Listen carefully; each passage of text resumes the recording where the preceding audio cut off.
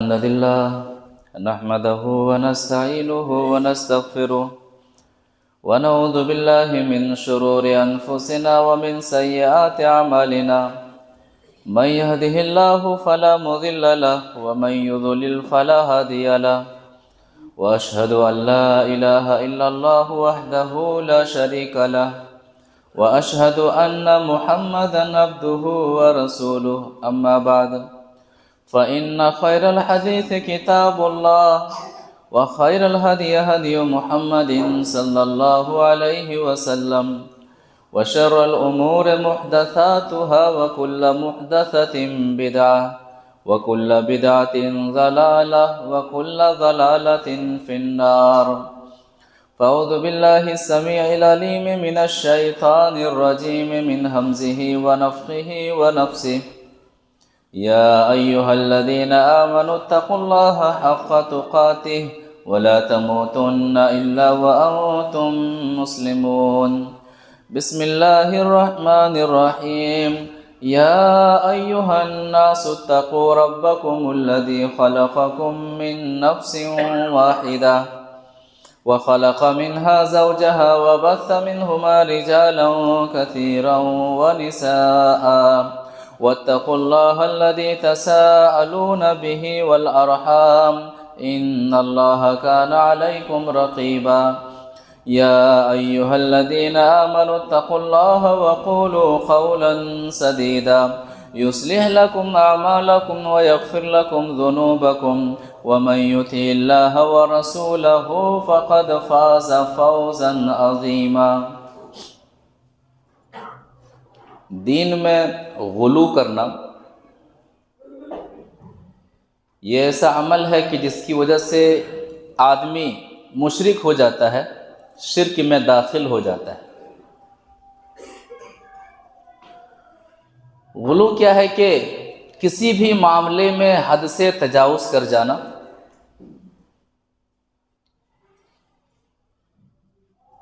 اہل ایمان سے محبت ایمان کا حصہ ہے، لیکن محبت میں نبی کا درجہ دے دینا، نبیوں سے محبت کرنا ہے، یہ ایمان میں داخل ہے، لیکن اس محبت کو اللہ کا درجہ، اللہ کی محبت کے برابر قرار دینا، یہ کیا ہے؟ دین میں غلو ہے۔ اور اسی غلو کی وجہ سے امت محمدیہ میں شرک داخل ہوا، اور اسی غلو کی وجہ سے عیسائیوں نے عیسیٰ علیہ السلام کے تعلق سے غلط سلط نظریہ رکھا۔ دسمبر کا مہینہ ہے، ان کے شرکیہ نظریے کے مطابق 25 دسمبر کو عیسیٰ علیہ السلام پیدا ہوتے ہیں اور اللہ تعالیٰ کا نعوذ باللہ بیٹا قرار پاتے ہیں۔ ہیپی کرسمس، میری کرسمس ہم لوگ آسانی سے کہہ دیتے ہیں، حالانکہ کسی بھی عیسائی کو مبارکبادی دینا کہ ہیپی کرسمس، میری کرسمس کہنا توحید سے نکل کر کے شرک میں داخل ہونا ہے، اس میں ذرہ برابر بھی شائبہ نہیں ہے۔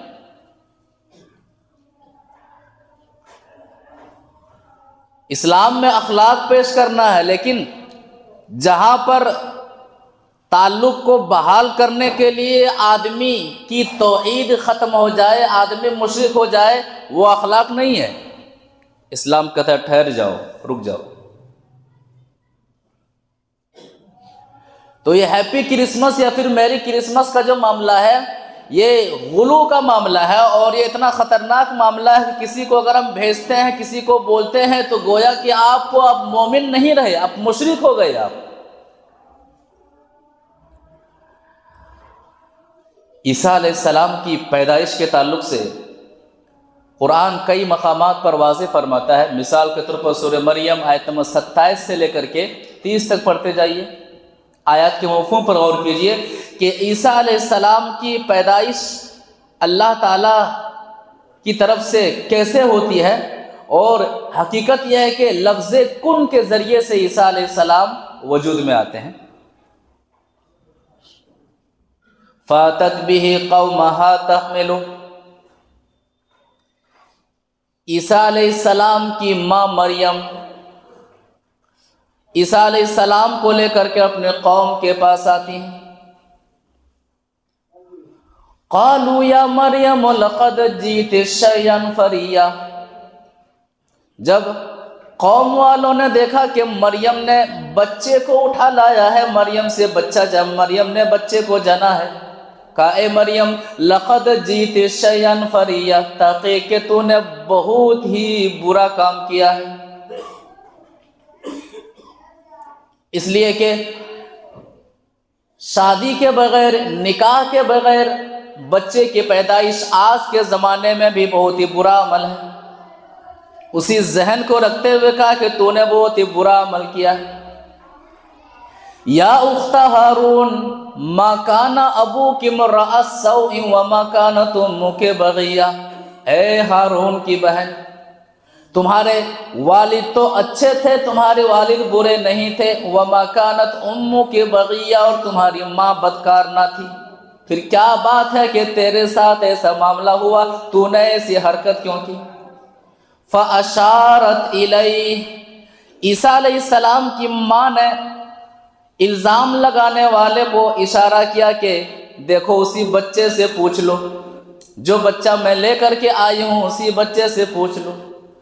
قَالُوا كَيْفَ نُكَلِّمُ مَنْ كَانَ فِي الْمَهْدِ صَبِيًّا، قوم والوں نے کہا جو بچہ ابھی ابھی پیدا ہوا ہے، اس شیرخوار بچے سے میں کیسے پوچھوں، میں اس شیرخوار بچے سے کیسے گواہی لوں؟ اللہ تبارک و تعالیٰ نے اس بچے کو قوت گویائی عطا کر دی. عیسیٰ علیہ السلام ابھی پیدا ہوتے ہیں، قوم میں آتے ہیں، اور اللہ تبارک و تعالیٰ بولنے کی صلاحیت عطا کرتا ہے کہ ماں کے تعلق سے جو الزامات لگائے گئے ہیں ان الزامات کا رد کریں. قال انی عبد اللہ، عیسیٰ علیہ السلام ابھی بچے ہیں، شیرخوار بچے ہیں، بولنے لگتے ہیں، کہتے ہیں میں اللہ کا بندہ ہوں. قال انی عبد اللہ، میں اللہ کا بندہ ہوں. آتانی الکتاب وجعلنی نبیا، اللہ تعالیٰ نے مجھے کتاب عطا کیا ہے اور مجھے نبی بنایا ہے. ان آیتوں میں اللہ تبارک و تعالیٰ نے عیسیٰ علیہ السلام کی پیدائش کا تذکرہ فرمایا ہے. سورہ آل عمران آیت نمبر 61 اگر پڑھیں گے، وہاں پر اللہ تبارک و تعالیٰ واضح کرتا ہے کہ ہم نے عیسیٰ علیہ السلام کو لفظ کن سے پیدا کیا. عموماً انسان ماں باپ کے ذریعے سے پیدا ہوتے ہیں، تو جس طرح سے ہم نے بغیر ماں باپ کے آدم علیہ السلام کو لفظ کن سے پیدا کیا، اسی طرح سے ہم نے عیسیٰ علیہ السلام کو بغیر باپ کے لفظ کن سے پیدا کیا. آیت کے مفہوم پر غور کیجئے. ان مثل عیسیٰ عند اللہ کمثل آدم، اللہ کے نزدیک عیسیٰ علیہ السلام کی وہی مثال ہے جو آدم علیہ السلام کی مثال ہے. خلقہ من تراب، اللہ تبارک و تعالیٰ نے عیسیٰ علیہ السلام کو مٹی سے پیدا کیا. ثم قال لہ کن فیکون، پھر کہا ہو جا تو وہ ہو جاتا ہے. اس آیت میں اللہ تبارک و تعالیٰ نے واضح کیا ہے کہ جس طرح سے اللہ تبارک و تعالیٰ نے آدم علیہ السلام کو لفظ کن سے پیدا کیا، بغیر ماں باپ کے پیدا کیا، اسی طرح سے عیسیٰ علیہ السلام کو اللہ تبارک و تعالیٰ نے بغیر باپ کے پیدا کیا. یہ آیت واضح کرتی ہے کہ لفظ کن سے ایک کلمے کے ذریعے سے اللہ تبارک و تعالیٰ نے عیسیٰ علیہ السلام کو پیدا کیا. کلمے کے ذریعے سے کس طرح پیدا کیا؟ اسی چیز کو اللہ تبارک و تعالیٰ سورہ النساء آیت نمبر 171 میں واضح فرماتا ہے کہ عیسیٰ علیہ السلام کے بارے میں غلو مت کرو. عیسیٰ علیہ السلام کے بارے میں غلو مت کرو، بڑھ چڑھ کر کے پیش نہ کرو. عیسیٰ علیہ السلام اللہ کے بندے ہیں، عیسیٰ علیہ السلام اللہ کے رسول ہیں، انہیں اللہ کا بندہ اور اس کا رسول ہی کہا کرو. آیت کے مفہوم پر غور کیجئے. یا اہل الکتاب لا تغلوا فی دینکم ولا تقولوا علی اللہ الا الحق، اے اہل کتاب اپنے دین کے معاملے میں غلو نہ کرو، حد سے آگے نہ بڑھ جاؤ. ولا تقولوا علی اللہ الا الحق، اور اللہ کے معاملے میں حق ہی بات کیا کرو.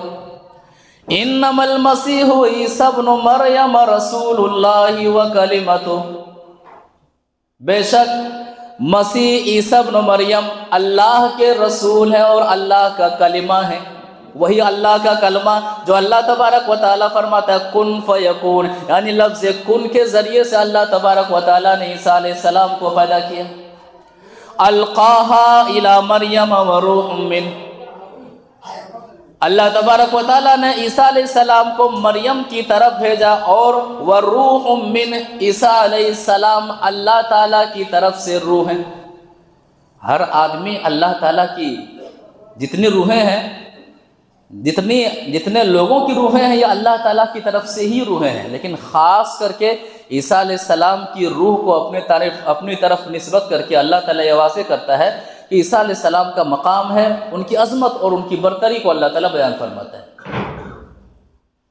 تو القاہا الی مریم وروح منہ فآمنوا باللہ ورسولہ، تو اللہ پر ایمان لے آؤ، اللہ کے رسول یعنی ان کے رسولوں پر ایمان لے آؤ۔ فآمنوا باللہ ورسولہ، اللہ پر ایمان لے آؤ اور رسول پر ایمان لے آؤ۔ ولا تقولوا ثلاثہ، اور تین نہ کہو، تین کا تیسرا نہ بولو۔ انتہوا خیرا لکم، رک جاؤ تمہارے لیے بہتر ہے۔ انما اللہ الہ واحد، وہی وہ اللہ ہے جو ایک ہے، عبادت کے لائق صرف ایک اللہ ہے۔ سبحانہ ان یکون لہ ولد، اللہ تعالیٰ کی ذات پاک ہے کہ اللہ تعالیٰ کسی کو بیٹا بنائے، کسی کو اللہ تبارک و تعالیٰ بیٹا ٹھہرائے۔ یہ آیت واضح کرتی ہے کہ کہا گیا کہ اے اہل کتاب، تم دین کے معاملے میں غلو مت کرو، عیسیٰ علیہ السلام اللہ کے بندے ہیں، عیسیٰ علیہ السلام اللہ کے رسول ہیں، انہیں اللہ کا بندہ اور اس کا رسول ہی کہا کرو۔ اسی طرح سے عیسیٰ علیہ السلام کو اللہ کا بیٹا قرار دینا، سورہ اخلاص ہم پڑھتے ہی ہیں، مختصر و جامع تعریف اللہ تبارک و تعالیٰ کی۔ قل هو اللہ احد، اے نبی صلی اللہ علیہ وسلم آپ کہہ دیجئے کہ اللہ ایک ہے۔ اللہ الصمد، اللہ بے نیاز ہے۔ لم یلد ولم یولد، نہ اللہ کو کسی نہ جانا نہ اس نے کسی کو جانا ہے۔ وَلَمْ يَكُنْ لَهُ كُفُوًا أَحَدٌ، اور اللہ کی برابری کرنے والا کوئی نہیں۔ کسی بھی شخص کو اللہ کا بیٹا قرار دینا یہ اللہ کو گالی دینا ہے، اللہ کا بیٹا ٹھہرانا یہ اللہ کو گالی دینا ہے۔ گالی گناہ کبیرہ ہے، ایک شخص ایک انسان دوسرے انسان کو گالی دے، یہ گناہ ہے۔ لیکن کوئی شخص اگر اللہ کا بیٹا کسی کو ٹھہرائے تو گویا وہ شخص عملی طور پر اللہ کو گالی دے رہا ہے۔ ایک حدیث سے سمجھتے ہیں۔ وعن ابی ہریرہ رضی اللہ تعالی عنہ عن النبی صلی اللہ علیہ وسلم قال قال اللہ تبارک و تعالی کذبنی ابن آدم ولم یکن لہ ذلک وشتمنی ولم یکن لہ ذلک فاما تکذیبہ ایایا فقولہ لن یعیدنی کما بدأنی ولیس اول الخلق باہون علی من اعادتہ واما شتمہ ایایا فقولہ اتخذ اللہ ولد وانا الاحد الصمد الذي لم الد ولم اولد ولم اکن لکفوا احد۔ رواہ البخاری فی کتاب التفسیر، بخاری شریف کے اندر یہ حدیث موجود ہے۔ راوی حدیث حضرت ابو ہریرہ رضی اللہ تعالی عنہ ہیں۔ وہ فرماتے ہیں کہ اللہ کے رسول صلی اللہ علیہ وسلم فرماتے ہیں کہ اللہ تعالیٰ فرماتا ہے، حدیث قدسی ہے کہ اللہ تعالیٰ فرماتا ہے کذبنی ابن آدم ولم یکن لہ ذلک، انسان مجھے جھوٹا کہتا ہے، مجھے جھٹلاتا ہے، حالانکہ انسانوں کو ایسا نہیں کرنا چاہیے۔ وشتمنی ولم یکن لہ ذلک، انسان مجھے گالی دیتا ہے حالانکہ انسان کو مجھے گالی نہیں دینا چاہیے۔ ابھی جھٹلانا اور گالی دینا کیسا ہے؟ فَأَمَّا تَكْذِيبُهُ إِيَّايَ، انسان مجھے جھٹلاتا ہے وہ اس طرح کہ فَقَوْلُهُ لَن يُعِيدَنِي كَمَا بَدَأَنِي، کہ جس طرح سے اللہ نے مجھے پہلی مرتبہ پیدا کیا ہے دوسری مرتبہ نہیں پیدا کرے گا، قیامت کے دن کا انکار کر دیتا ہے کہ ہم تو مر جائیں گے، ہم سڑ جائیں گے، گل جائیں گے، مٹی میں مل جائیں گے، دوبارہ اللہ تعالیٰ ہمیں پیدا نہیں کرے گا۔ جبکہ اللہ کہتا ہے کہ پہلی مرتبہ پیدا کرنے کے مقابلے میں دوسری مرتبہ پیدا کرنا زیادہ مشکل نہیں ہے۔ ایک عام سی بات ہے انسانوں کی دنیا میں بھی کہ اگر انسان کسی چیز کو پہلی مرتبہ بنائے تو پہلی مرتبہ بنانے میں کٹھنائیاں آتی ہیں، پریشانیاں آتی ہیں، اسی چیز کو دوسری مرتبہ بنانے میں کوئی پریشانی نہیں ہوتی ہے۔ وہی اللہ کہتا ہے کہ جو پہلی مرتبہ جس رب نے پہلی مرتبہ پیدا کیا ہے دوسری مرتبہ پیدا کرنے میں اور آسان بات ہے، اور آسان والا کام ہے۔ وَأَمَّا شَتْمُهُ إِيَّايَ، اور رب کو گالی دینا، مجھے گالی دینا یہ ہے، فَقَوْلُهُ اتَّخَذَ اللَّهُ وَلَدًا، انسان کہتا ہے کہ اللہ نے بیٹا بنایا ہے، اللہ نے اولاد بنایا ہے۔ وَأَنَا الْأَحَدُ الصَّمَدُ، میں ایک ہوں، میں بے نیاز ہوں۔ لم الد ولم اولد، نہ میں نے کسی کو جنا ہے نہ میں کسی سے جنا گیا ہوں۔ ولم اقل کفوا احد، اور میری برابری کرنے والا کوئی نہیں ہے، میرا ہمسر کوئی نہیں ہے۔ تو اللہ کا بیٹا قرار دینا، ایسا کہنا گویا اللہ کو گالی دینا ہے، اتنا خطرناک جرم ہے۔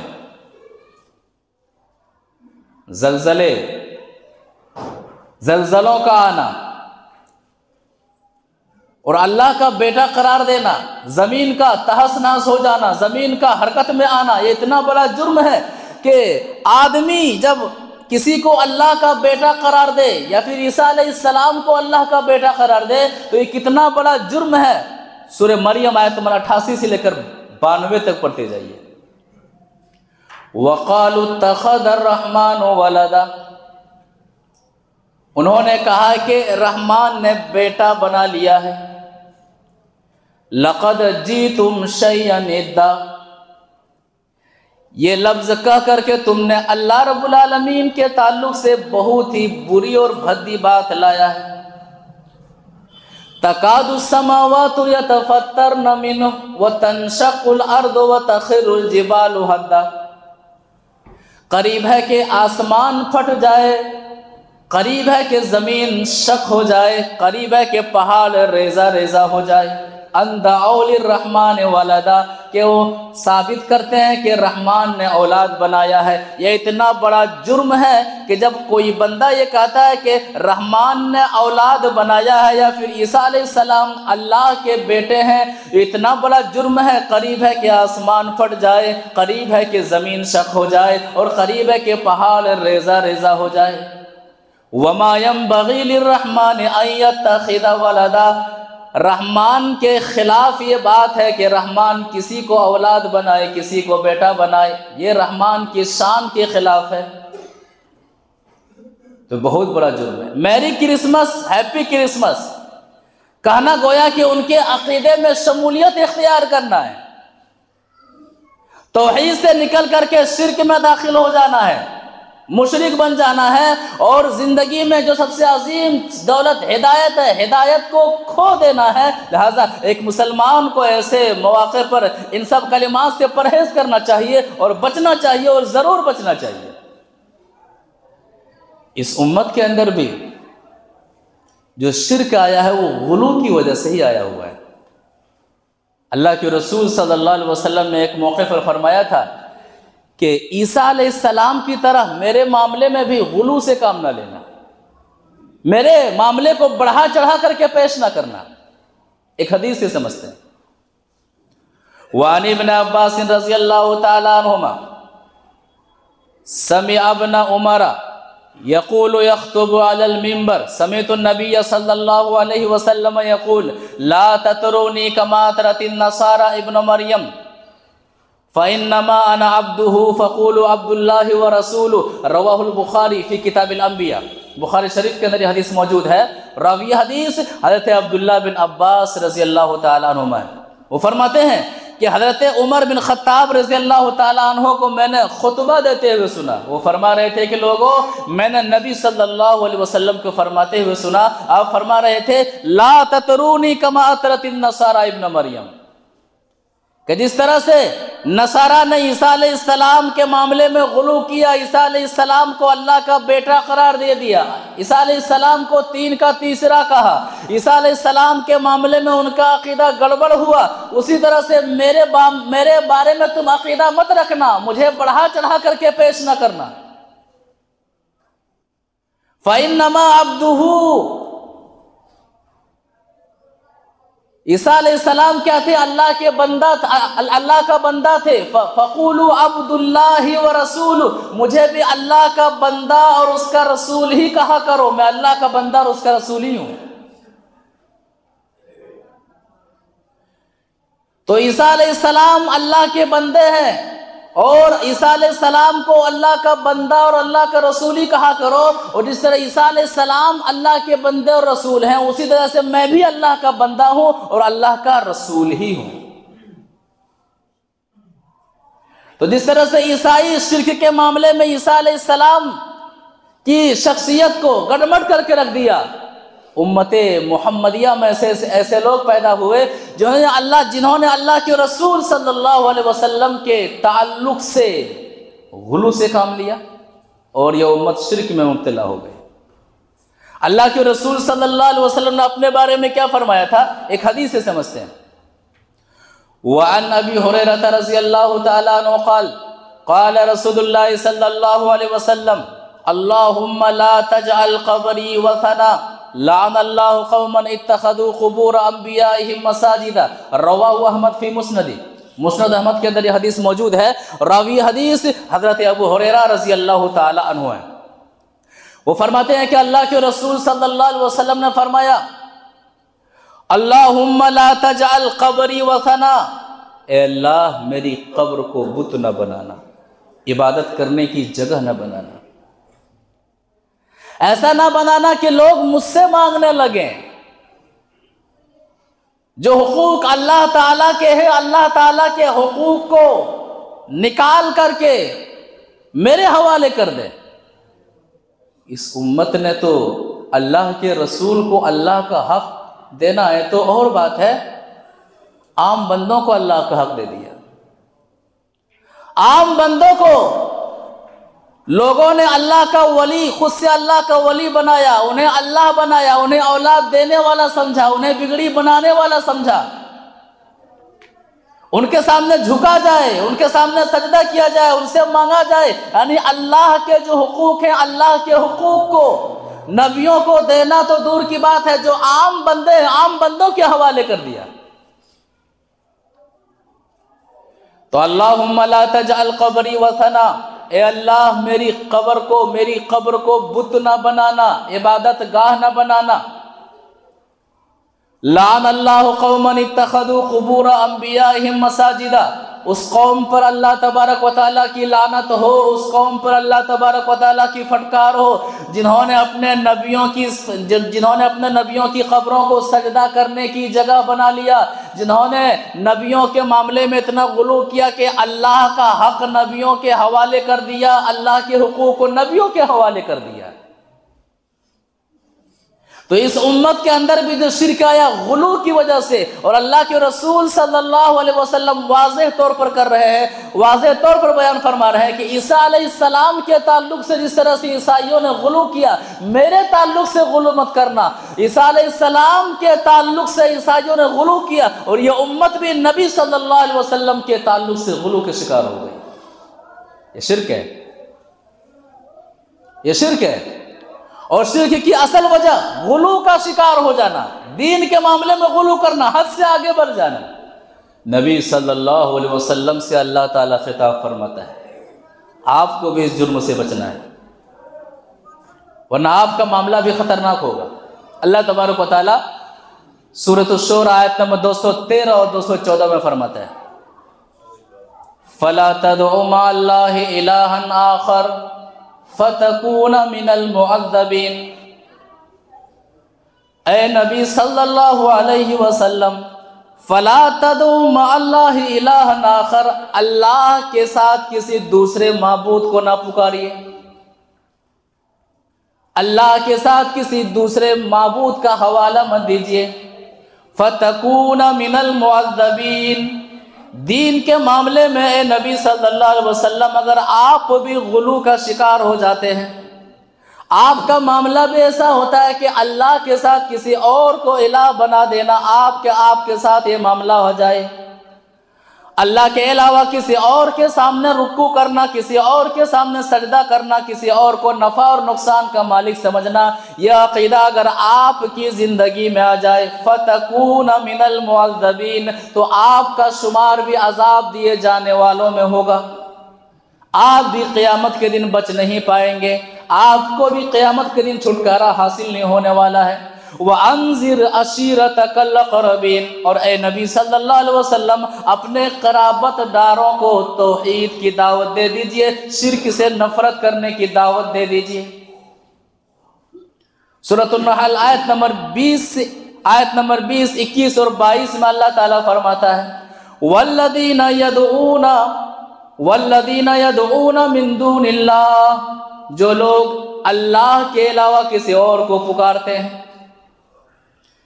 جنہوں نے دین کے معاملے میں غلو کیا، جو لوگ غلو کے شکار ہو گئے، جنہوں نے اللہ کے حقوق کو بندوں کے حوالے کر دیا، والذین یدعون من دون اللہ لا یخلقون شیئا وهم یخلقون، وہ لوگ کسی چیز کو پیدا نہیں کر سکتے بلکہ وہ خود پیدا کیے ہوئے ہیں، بلکہ وہ خود مخلوق ہیں۔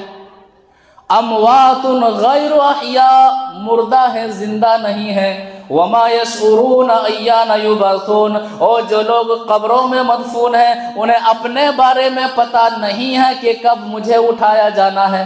قرآن یہ نقطہ پیش کرتا ہے کہ لوگوں جن کے سامنے جا کر کے یا پھر جن مزاروں اور قبروں پر جا کر کے تم مانگتے ہو، تم شرک پر شرک کرتے ہو، جنہیں تم نفع اور نقصان کا مالک سمجھتے ہو، یا جن کے حوالے سے یہ کہتے ہو کہ بیٹا میرے گھر میں فلاں بابا اور فلاں قبر والے کی طرف سے آیا ہوا ہے، اولاد میرے گھر میں فلاں کی طرف سے آئی ہوئی ہے، مجھے جو نوکری ملی ہے، مجھے جو جاب ملا ہے، فلاں بابا اور فلاں کے کرم سے میری زندگی میں ایسی خوشحالی آئی ہے۔ قرآن کہتا ہے اس قبر میں جو شخص مدفون ہے اسے اپنے بارے میں پتہ نہیں ہے کہ مجھے کب اٹھایا جانا ہے، تو تمہاری خبر وہ کیا رکھیں گے؟ تمہارے نفع اور نقصان کے بارے میں وہ کیا فکر کریں گے؟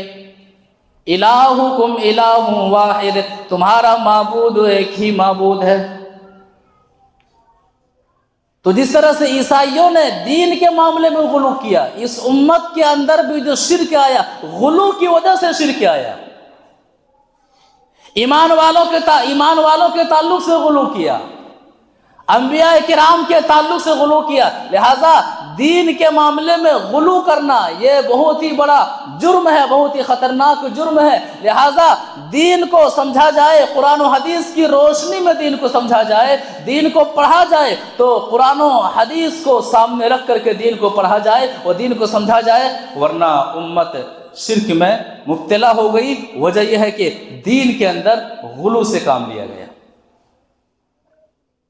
اسی طرح سے اللہ کے رسول صلی اللہ علیہ وسلم نے دین کے معاملے میں غلو کرنے کی وجہ سے شرک آیا اور کس طرح سے آیا، اور اللہ کے رسول صلی اللہ علیہ وسلم نے کیسے منع کیا، کس انداز سے منع کیا، احادیث بھری پڑی ہے۔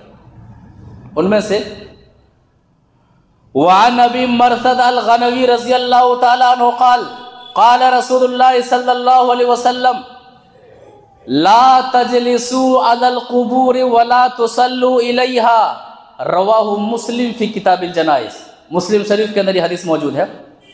راوی حدیث ہے ابو مرثد الغنوی رضی اللہ تعالی عنہ ہے، وہ فرماتے ہیں کہ اللہ کے رسول صلی اللہ علیہ وسلم نے فرمایا لا تجلسوا علی القبور، قبروں پر مت بیٹھو۔ یہ پہلی امت میں ایسا ہی معاملہ آیا، غلو کا معاملہ اسی طرح سے آیا کہ ان میں سے کوئی جب نیک آدمی، صالح آدمی مر جاتا، یہود و نصارہ کے معاملے میں ان کا مجسمہ بنا لیتے، ان سے مانگنا شروع کر دیتے، نظر و نیاز کا معاملہ ان کے ساتھ ہوتا۔ وجہ کیا ہے؟ غلو، انبیاء کے تعلق سے غلو، دین کے معاملے میں غلو، حد سے بڑھ جانا۔ تو لا تجلسوا علی القبور، اے امت محمدیہ کے لوگوں تم ایسا مت کرنا، لا تجلسوا علی القبور، قبروں پر نہ بیٹھنا، ولا تصلوا الیہا،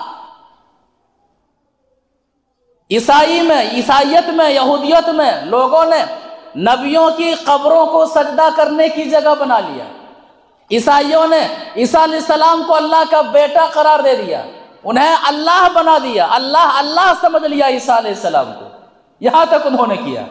ایسا مت کرنا، بلکہ اس میں کیا ہے کہ غلو سے بچنا، ولا تصلوا الیہا، قبروں میں مانگنے کے لیے جانا تو دور کی بات ہے، نہ قبروں پر بیٹھنا ہے اور نہ ہی قبروں کی طرف رخ کر کے نماز پڑھنی ہے۔ اسی لیے کہا جاتا ہے جس مسجد میں قبر ہو وہاں پر نماز نہیں ہوتی۔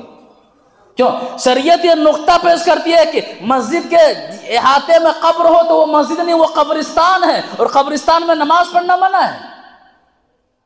دیکھنے میں وہ مسجد ہے لیکن مسجد کے احاطے میں قبر ہے، اس کی حیثیت قبرستان کی ہے۔